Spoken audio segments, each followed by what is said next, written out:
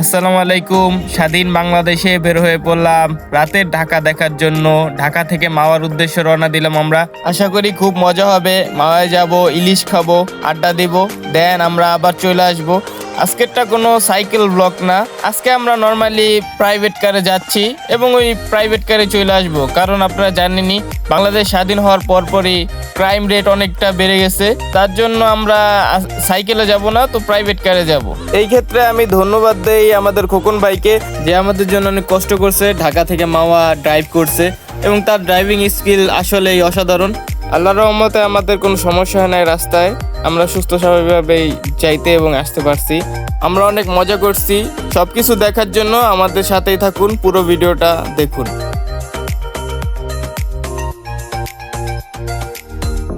তো ফাইনালি আমরা চলে আসলাম মাওয়া ফেরিঘাটে। আমরা ভালো করে চারপাশটা ঘুরছি, রাতের সময় খুবই সুন্দর দেখায় মাওয়া ঘাটটা। এরপরে আমরা যাব রেস্টুরেন্টগুলোর দিকে এবং কম প্রাইসে বেস্ট মাছটা আমরা কিনে নেওয়ার চেষ্টা করব ইনশাল্লাহ। অনেক খোঁজাখুঁজির পর আমরা চলে আসলাম শখেরহারি রেস্টুরেন্টে। আমাদের খোকন ভাই গাড়িটা পার্ক করতেছে, দেন আমরা ভিতরে যাচ্ছি। আমাদের খোরশেদ ভাই ধারু এন্ট্রি নিতেছে শখেরহারিতে। সব মাইয়ারা তো ফিদা তারে দেখা। আমরা এন্টার করলাম শখেরহারিতে। ভিতরের পরিবেশটা আসলে খুব সুন্দর ছিল, বেশ সাজানো গোছানো এবং পরিষ্কার। আমাদের ভালো লাগছে, কিন্তু আমাদের এখন সৌন্দর্যের কোনো দরকার নাই। আমাদের দরকার ওনারা কোন কোয়ালিটির মাছ আমাদের প্রোভাইড করে সেটা দেখার দরকার।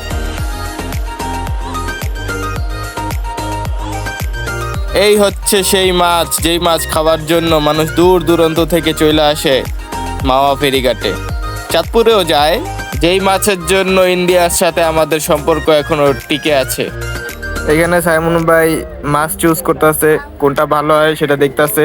তাকে হেল্প করার জন্য আছে পাশে খোরশেদ, যাকে সাইমন ভাই পাত্তা দিচ্ছে না। আর সাজেশন করার জন্য আছে আমাদের খোকন ভাই, আর ক্যামেরার জন্য আমি।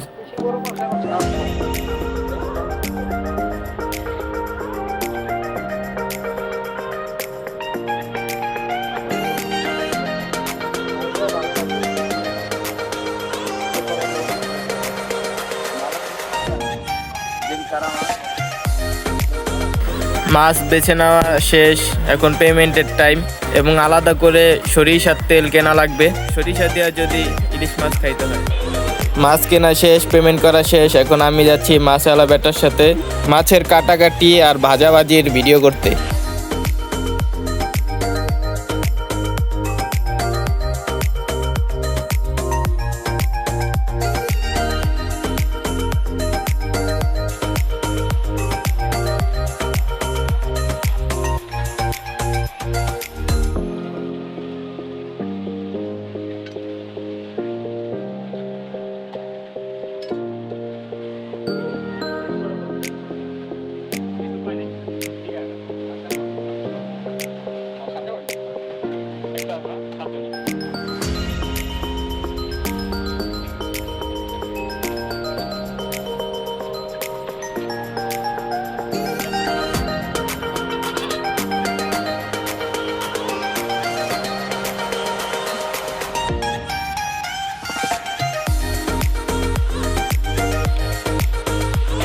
আমাদের মাছ কাটা শেষ, এখন বাজার সময়।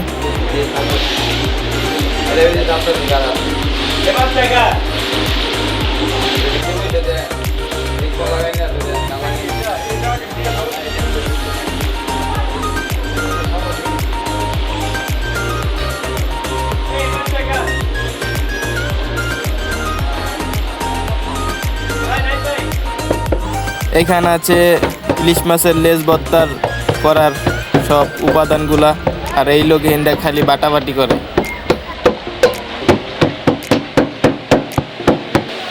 আমাদের মাছ ভাজা কমপ্লিট, এখন শুধু আমাদের পেটে যাওয়ার অপেক্ষা।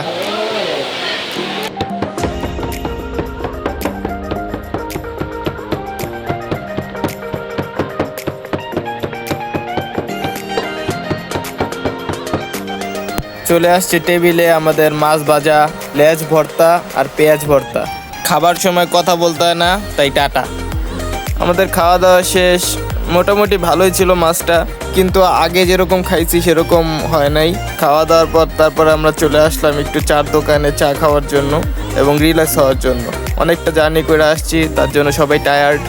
ক্লান্তি দূর করার জন্য চাটা খুবই জরুরি। অনেকটা সময় রিল্যাক্স হওয়ার পর চলে আসলাম নদীর পাড়ে, পদ্মার পাড়ে। তো এইখানে পুরো জমজমাট, অনেক স্টল আছে। কেউ বলতেই পারবে না যে এখন রাত 3টা বাজে। এখানে দেখে মনে হইতেছে মাত্র 8টা বা 9টা বাজছে। এত দূর আসার পরে খানজাহান ভাইয়ের টিকটক করার শখ হইলো, তার জন্য একটু টিকটকের ভিডিও বানা দিলাম ওরে।